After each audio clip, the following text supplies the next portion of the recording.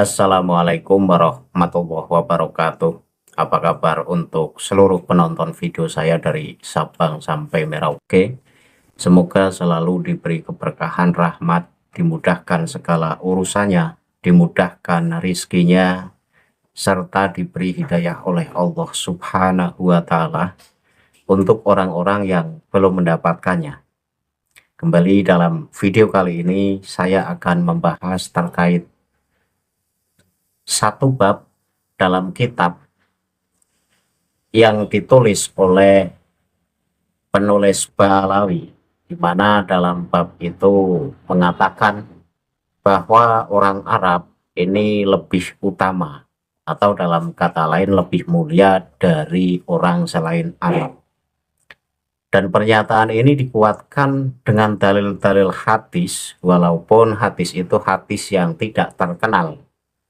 Bahkan hadis itu masuk kategori hadis yang horeb atau hadis yang aneh. Nah, kitab yang akan saya bahas ini masih kitab Rosfatus Shoti, karya dari Abu Bakar Syihabuddin Alawi Al-Hadrami. Dan bab ini berada di halaman 242. Namun sebelum saya masuk pada inti pembahasan, untuk seluruh penonton dari manapun kalian yang belum subscribe channel saya, silahkan tekan tombol subscribe, kemudian like serta share video ini ke teman-teman kalian semua, agar yang belum tahu menjadi tahu.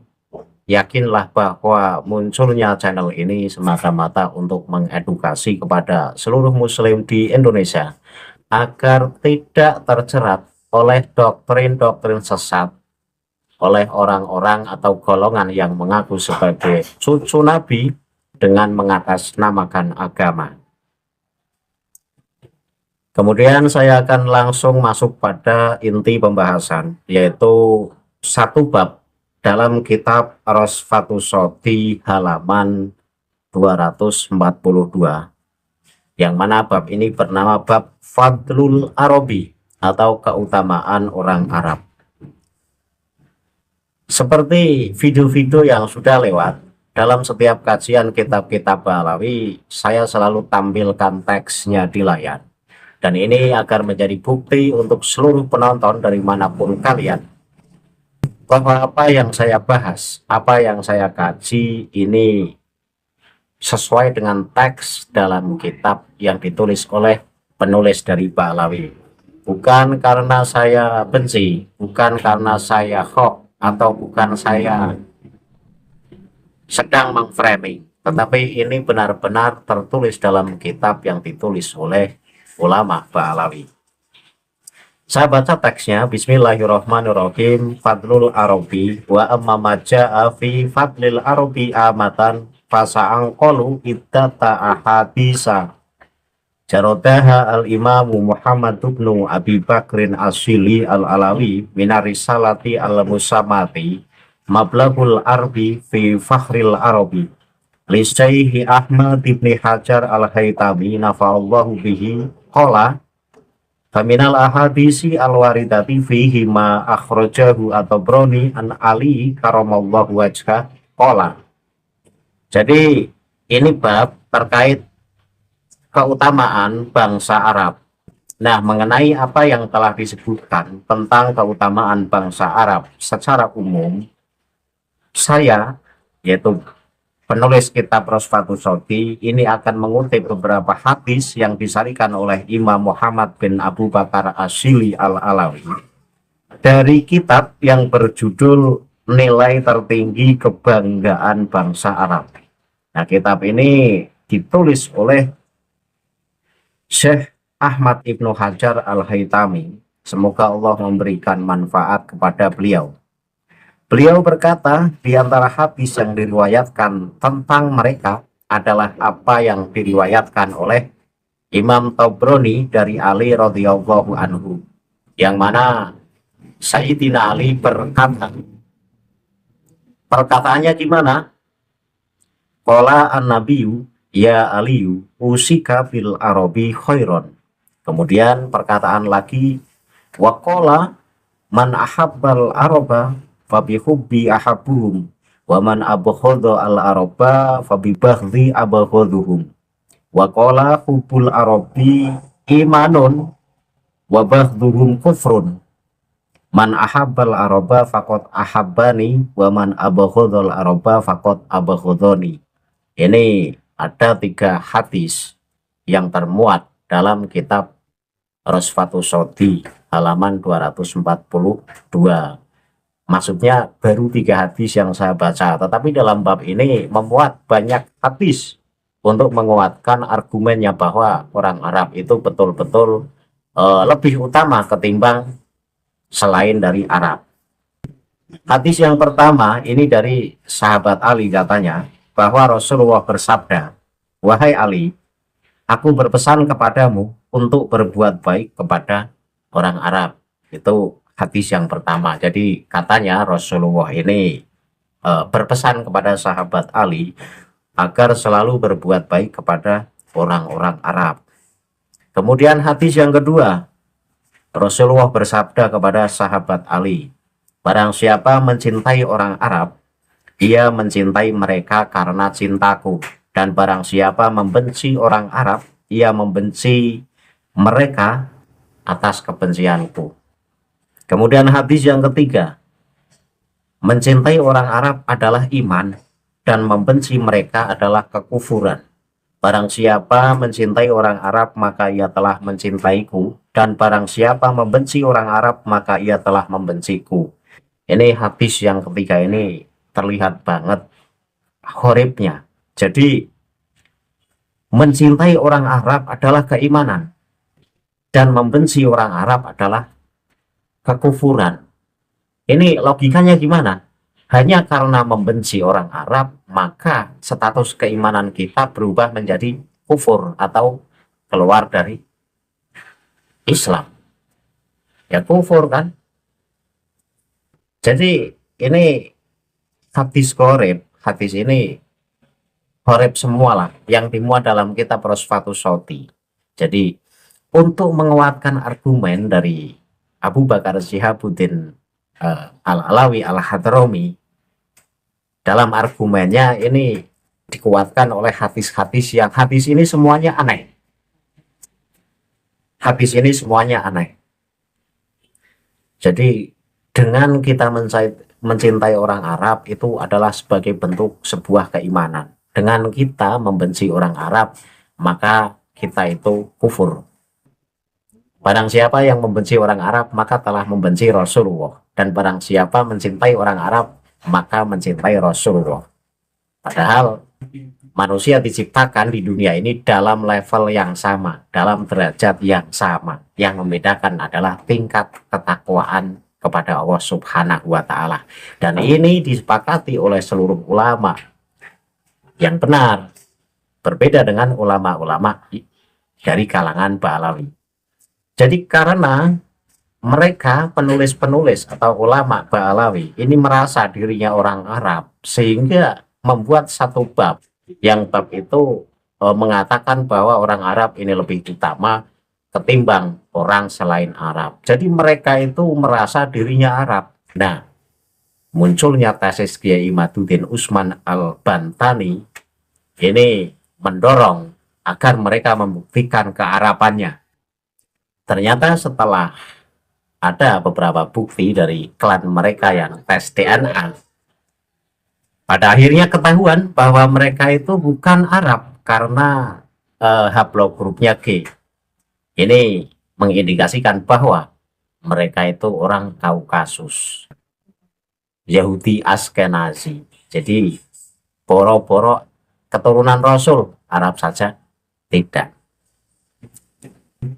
Kemudian saya baca lagi hadisnya sebagai hujah atau argumen untuk menguatkan pendapatnya bahwa orang Arab ini lebih utama ketimbang selain Arab. Waqala ahibbul araba li salasin wa fi riwayatin ahfidhuni fil arabi li salasin li anni arabiyun wal qur'anu arabiyun wa kalamu ahlil jannati arabiyun Wa qala ahibbul araba wa baqa'ahum fa inna baqa'ahum nurun fil islami. Wa qala idza dalat al arabu dalal islamu. Ini 3 hadis lagi. Tadi 3 hadis tak baca, sekarang 3 hadis lagi. Jadi 6 hadis sudah saya baca. Artinya apa? Rasulullah bersabda, cintailah orang Arab karena 3 alasan.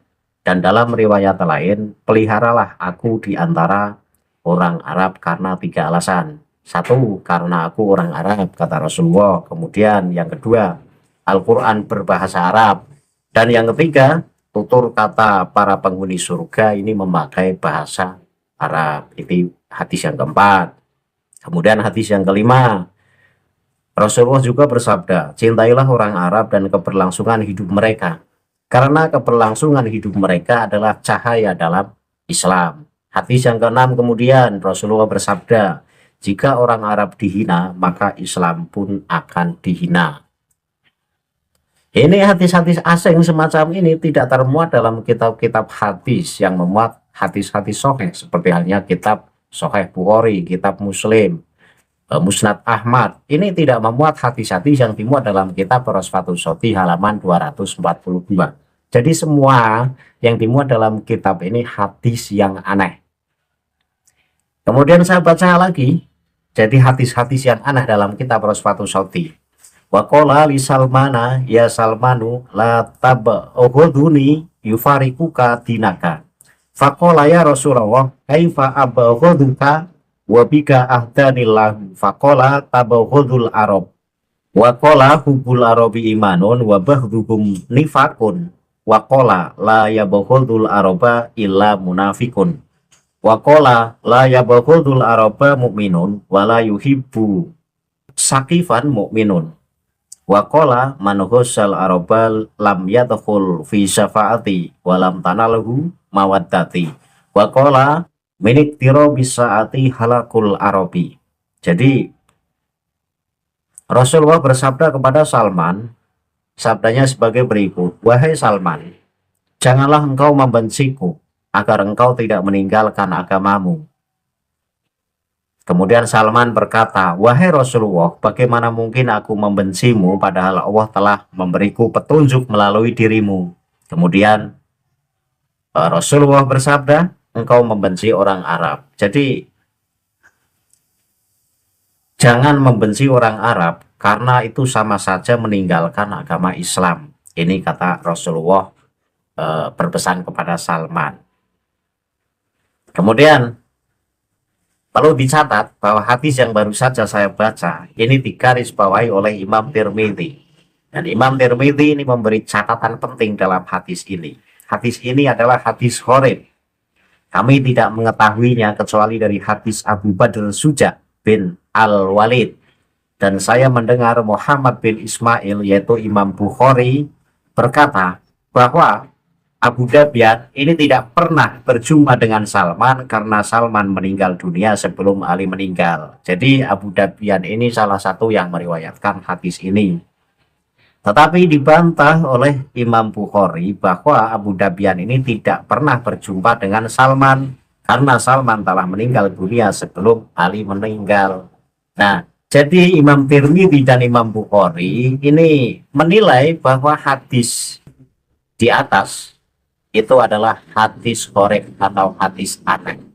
Tetapi dipaksa-paksakan dimuat dalam kitab Rosfatus Shoti untuk menguatkan pandangannya bahwa orang Arab adalah orang yang lebih utama ketimbang orang selain Arab. Kemudian saya baca lagi hadisnya. Kemudian Rasulullah bersabda, mencintai orang Arab adalah iman dan membenci mereka adalah kemunafikan. Kemudian Rasulullah lagi bersabda, hanya orang munafik yang membenci orang Arab. Kalau kita pikir-pikir,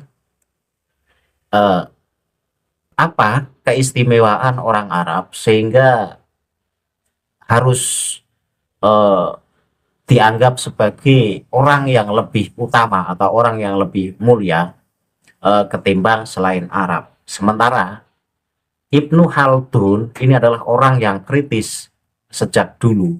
Ini mengkritik orang Arab bahwa kata Ibnu Khaldun, orang Arab adalah orang yang tidak punya kreasi, orang yang tidak kreatif, orang yang tidak punya imajinasi yang berkembang. Karena Ibnu Khaldun menguatkan pandangannya, bahkan lihatlah di negeri Cina dan negeri-negeri lain yang non-Arab itu justru maju karena pola pikirnya. Sementara orang Arab ini cenderung mengunggulkan mereka dengan kearapannya dan dengan nasabnya. Ini kata Ibnu Khaldun. Jadi Ibnu Khaldun pun mengkritik anggapan bahwa orang Arab itu lebih utama ketimbang orang selain Arab. Kemudian hadis lagi. Kemudian Rasulullah ini bersabda, hanya orang munafik yang membenci orang Arab. Ini kalau orang Arab membenci kita, apakah orang Arab tersebut akan dianggap munafik? Sehingga ketika kita membenci orang Arab, kita disebut orang munafik. Mestinya harusnya sama. Lah ketika orang Arab membenci kita, statusnya tidak munafik. Tetapi ketika kita membenci orang Arab, status kita munafik, ya ini nggak adil. Ini nggak adil, dan hadis ini hadis aneh ini. Kemudian saya teruskan hadis lagi, tidak ada seorang mukmin yang membenci orang Arab, dan tidak ada seorang mukmin yang mencintai kaum Sakif. Ya kita lihat dulu persoalannya. Lah kalau orang Arabnya itu jahat, orang Arabnya itu merugikan, ya layak kita benci. Hanya karena Arab mau berbuat apa saja, kita tidak boleh membenci. Nah ini kalau memang ini hadis Rasul beneran, tentu Rasul pilih kasih, ya kan? Nah makanya hadis-hadis yang dimuat dalam kitab Rosfatus Shoti, ini hadis gharib semua ini hadis gharib semua, hadis yang tidak tercatat dalam kitab-kitab hadis yang membuat hadis-hadis sahih. Kemudian sabda Rasulullah lagi katanya, barang siapa yang menipu orang Arab, maka ia tidak akan termasuk dalam syafaatku, dan ia tidak akan mendapatkan persahabatanku. Jadi siapapun yang menipu orang Arab ini tidak mendapat syafaat Rasulullah katanya, dan tidak dianggap sebagai sahabat. Pertanyaan saya, jika orang Arab menipu kita, itu gimana? Ya kan? Ya ketika orang Arab menipu kita, kemudian statusnya masih tetap mendapat syafaat Rasulullah, ya ini nggak adil lagi. Saya yakin hadis-hadis yang menyatakan satu hukum, yang hukum itu tidak adil, ini patut dicurigai. Karena Rasulullah itu bukan milik siapa-siapa. Rasulullah itu milik semua umat Islam. Rasulullah itu milik semua Islam. Jadi Rasulullah harus bersikap adil. Dan memang Rasulullah itu adil. Sehingga tidak mungkin ketika Rasulullah pilih kasih terhadap golongan tertentu. Ini tidak ada. Nah Rasulullah sendiri bersabda, tidak ada perbedaan dalam sisi kemuliaan dari orang Arab maupun orang Ajam. Ini sahih hadisnya. Kemudian hadis yang baru saja saya baca, yang mengatakan bahwa orang yang menipu orang Arab ini tidak akan mendapat syafaat Rasulullah katanya.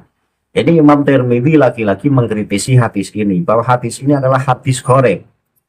Kami tidak mengetahuinya kecuali dari hadis Husain bin Umar al-Ahmasi dari Mukharrik, dan menurut ahli hadis riwayatnya Husain tidaklah kuat. Jadi hadis ini statusnya gharib. Gharib itu ya dhaif. Kembali lagi, ini ternyata juga hadis gharib. Itu kata Imam Tirmidzi. Jadi hadis-hadis yang dimuat itu gharib semua. Saya lanjutkan hadis yang terakhir yang saya baca. Yang berbunyi, di antara tanda-tanda kiamat adalah kehancuran orang Arab. Nah sekarang, dari sekian puluhan hadis yang saya baca yang tertulis dalam kitab Rosfatus Shoti yang mengatakan bahwa orang Arab lebih unggul ketimbang orang selain Arab, dan ini saya tidak setuju, dan akan saya bandingkan dengan ayat Al-Quran maupun hadis, sehingga membuktikan bahwa Allah pun tidak pilih kasih terhadap seluruh makhluknya. Allah tidak pilih kasih terhadap setiap manusia. Artinya manusia punya level yang sama, mau Arab, mau kulit hitam, mau kulit putih, mau orang Jawa, mau orang Sumatera dan sebagainya, ini levelnya sama. Yang membedakan adalah tingkat keimanannya. Dan juga hadis Rasulullah pun sejalan dengan firman Al-Quran. Artinya baik hadis maupun firman Al-Quran pun menyatakan yang sama. Bahwa manusia itu levelnya sama. Ketika kita bersepatu soti mengatakan bahwa orang Arab lebih unggul dari orang selain Arab, sementara pernyataan dalam kitab ini bertentangan dengan Al-Quran dan Al-Hadis, tentu yang menyimpang berarti kitab Rosfatus Soti yang ditulis oleh Abu Bakar Syihabuddin Alawi Al-Hadrami, yaitu orang Ba'alawi. Saya bacakan surat Al-Hujurat ayat 13 yang berbunyi, ya ayyuhan nasu inna khalaqnakum min dzakari wa unsa wa ja'alnakum syu'uba wa qabaila lita'arafu inna akramakum indallahi atqakum innallaha alimun khabir. Yang artinya, wahai manusia, sesungguhnya kami telah menciptakan kamu dari seorang laki-laki dan perempuan. Kemudian kami menjadikan kamu berbangsa-bangsa dan bersuku-suku agar kamu saling mengenal. Sesungguhnya yang paling mulia di antara kamu di sisi Allah adalah orang yang paling bertakwa. Sesungguhnya Allah Maha mengetahui lagi Maha teliti. Nah, ayat Al-Hujurat ayat 13 ini ditafsiri oleh Ibnu Katsir dalam kitab tafsirnya. Melalui ayat ini Allah Subhanahu wa Ta'ala mengabarkan bahwa dialah Allah yang menjadikan seluruh manusia dari satu jiwa, yakni Nabi Adam alaihi salam, yang mana ia merupakan manusia pertama yang Allah ciptakan. Kemudian dari tulang rusuk Adam alaihi salam ini Allah menjadikan Hawa sebagai pendampingnya. Lalu dari keduanya itu dia menjadikan manusia berbeda-beda bangsa, suku, budaya, ras, dan sebagainya. Tujuannya menciptakan keanekaragaman tersebut supaya sesama mereka saling mengenal dan menjalin hubungan kekerabatan. Namun dengan adanya perbedaan, banyak manusia yang membanggakan ras mereka masing-masing, sehingga mengejek dan merendahkan bangsa lainnya. Padahal pada penggalan selanjutnya, dari surat Al-Hujurat ayat 13 ini Ibnu Katsir menerangkan bahwa Allah Subhanahu wa Ta'ala, bila ketaatan dan ketakwaanlah yang membedakan derajat manusia di sisinya, bukan karena nasab. Jadi Ibnu Katsir menafsiri surat Al-Hujurat ayat 13, inna akramakum indallahi atqakum, ini adalah manusia dalam level yang sama. Manusia yang diciptakan oleh Allah ini levelnya sama. Tidak ada satu sama lain yang lebih mulia. Yang membedakan kemuliaannya di sisi Allah yaitu tingkat ketakwaan. Bukan karena nasab. Ingat, bukan karena nasab. Ya, ketika Abu Bakar Syihabuddin Al-Hadrami membuat satu bab dalam kitabnya Rosfatus Soti yang bernama bab Fadlul Arabi, keutamaan orang Arab, ini dimentahkan oleh ayat Al-Quran, yaitu surat Al-Hujurat ayat 13. Yang mana surat ini mengatakan inna akramakum indallahi atqakum, bahwa manusia dalam level yang sama dan status ketakwaan mereka yang menjadikan pembeda. Itu ingat. Kemudian saya kutipkan satu hadis sebagai penguat argumen saya bahwa manusia dalam level yang sama, tidak ada yang lebih mulia dari satu sama lainnya. Yaitu hadis yang diriwayatkan oleh Imam Ahmad. Dijelaskan mengenai kesetaraan dalam Islam. Hadis tersebut berbunyi sebagai berikut. An Ubadah bin Amirin al-Juhani kola Rasulullah Shallallahu alaihi wasallam, inna angsabakum hadhihi laisat bimasabbatin ala ahadin kullukum banu adama tafusoi lam tam lauhu laisa li ahadin ala ahadin fadlun illa bidinin au taqwa. Artinya apa? Dari Uqbah bin Amir al-Juhani, Rasulullah bersabda, nasab-nasab kalian tidak bisa dijadikan alasan untuk mencaci maki seseorang. Ini ingat, nasab-nasab kalian tidak bisa dijadikan alasan untuk mencaci maki seseorang.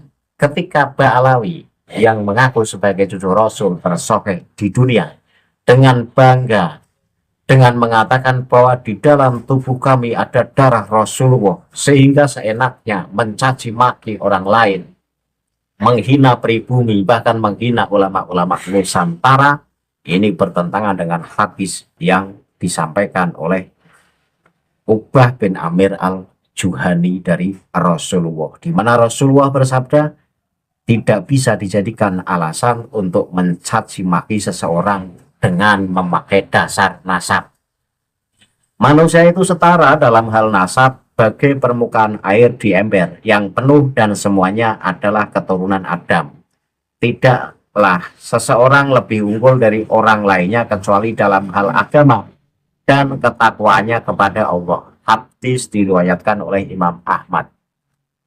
Kesimpulannya, dari pandangan Abu Bakar Syihabuddin Al-Hadrami dalam kitabnya Rosfatus Shoti halaman 242 yang mengatakan bahwa orang Arab lebih unggul ketimbang orang selain Arab dengan mengutip puluhan hadis, yang hadis itu hadis gharib. Ini saya bantah dengan satu ayat Al-Quran surat Al-Hujurat ayat 13 yang mana Allah berfirman, inna akramakum indallahi atqakum, bahwa tidak ada manusia itu lebih tinggi dari yang lainnya dalam sisi derajatnya. Yang membedakan adalah tingkat ketakwaan. Kemudian surat Al-Hujurat ayat 13 tersebut ditafsiri oleh Imam Ibnu Katsir dalam kitabnya, bahwa Ibnu Katsir mengatakan khusus di inna akramakum indallahi atqakum, bahwa ketakwaan seseorang yang menjadi pembeda bukan karena nasabnya. Ingat, bukan karena nasabnya. Kemudian hadis Rasulullah yang diriwayatkan oleh Uqbah bin Amir al-Juhani, di mana Rasulullah bersabda, nasab ini tidak bisa dijadikan alasan untuk mencaci maki seseorang. Jadi manusia itu dalam level yang sama, bagai air dalam satu ember, semuanya rata. Semuanya rata. Dan yang membedakan adalah tingkat ketakwaan. Jadi dari dua argumen yang saya baca, yaitu hadis dan Al-Quran, ini sama-sama mengatakan bahwa manusia dalam level yang sama. Tarafnya itu sama, derajatnya sama, kemuliaannya sama, bagai air dalam satu ember. Yang menjadi pembeda adalah tingkat ketakwaannya. Nah, lagi-lagi saya mengkritisi kitab Ba'alawi. Jadi kitab Ba'alawi, karena Ba'alawi itu merasa bahwa klan mereka itu berasal dari orang Arab karena mereka mengklaim cucu Rasul. Setelah dites DNA ternyata haplogrupnya G, boro-boro Arab, boro-boro cucu Rasul Arab saja bukan. Jadi setelah ketahuan bahwa mereka klan Ba'alawi bukan Arab, kemudian membuat satu bab yang mana bab itu mengatakan Fadlul Arabi. Ya, ini sama saja melecehkan klan mereka karena mereka juga bukan Arab. Dulu sebelum muncul ilmu modern yaitu tes DNA, orang-orang tidak bisa membuktikan apakah Ba'alawi itu cucu Rasul atau bukan. Tetapi setelah munculnya ilmu modern, tes DNA bisa menjadi bukti yang kuat apakah Ba'alawi cucu Rasul atau bukan. Dan ternyata setelah dites DNA haplogrupnya G, yaitu orang Yahudi Kaukasus, boro-boro keturunan Rasulullah Arab saja tidak. Bab Fadlul Arabi yang ditulis oleh Ba'alawi ini sama saja melecehkan Ba'alawi itu sendiri, karena Ba'alawi juga bukan dari Arab. Inti atau kesimpulan dari apa yang saya sampaikan adalah bahwa ajaran Islam adalah ajaran yang adil. Rasulullah itu milik siapa saja. Rasulullah milik semua umat, bukan milik yang mengklaim sebagai cucu-cucunya. Karena Rasulullah diutus ke bumi ini sebagai pembawa risalah Allah agar risalah itu disebarluaskan ke seluruh penjuru dunia. Dalam kata lain, Rasulullah adalah utusan Allah, milik Allah dan milik seluruh alam semesta. Dan ajaran Islam ini tidak pilih kasih. Ajaran Islam itu ajaran yang adil. Manusia dalam pandangan Allah dan Rasulnya adalah dalam taraf yang sama, dalam level yang sama. Mereka sama-sama mulia, mereka sama-sama rendah. Bagai air dalam satu ember. Jadi tidak benar ketika dikatakan bahwa suku Arab ini lebih unggul dari suku-suku selain Arab. Ini tidak benar. Karena agama Islam itu bukan milik suku Arab saja. Agama Islam itu milik seluruh pemeluknya. Ya kan? Jadi tidak benar ketika dikatakan bahwa orang Arab ini lebih unggul dari orang selain Arab. Dan hadis-hadis yang dimuat dalam kitab Rosfatus Shoti halaman 242 ini hadis horeb semua atau hadis aneh dan dikritisi oleh Imam Tirmidzi dan juga oleh Imam Bukhari. Jadi jelas bahwa manusia dalam level yang sama. Semoga apa yang saya sampaikan ini bisa menambah pengetahuan serta wawasan untuk seluruh penonton video saya ini. Kita ini orang Indonesia, kita bukan orang Arab, tetapi kita tidak boleh berkecil hati karena dalam pandangan Allah dan dalam pandangan Rasulullah, manusia dalam level yang sama dan tidak ada yang lebih mulia satu sama lainnya. Yang membedakan adalah tingkat ketakwaan. Ingat, yang membedakan adalah tingkat ketakwaan. Jika ada salah kata, saya mohon maaf. Akhirul kalam, billahi taufiq wal hidayah. Wassalamualaikum warahmatullahi wabarakatuh. Salam waras untuk seluruh muslim di Indonesia.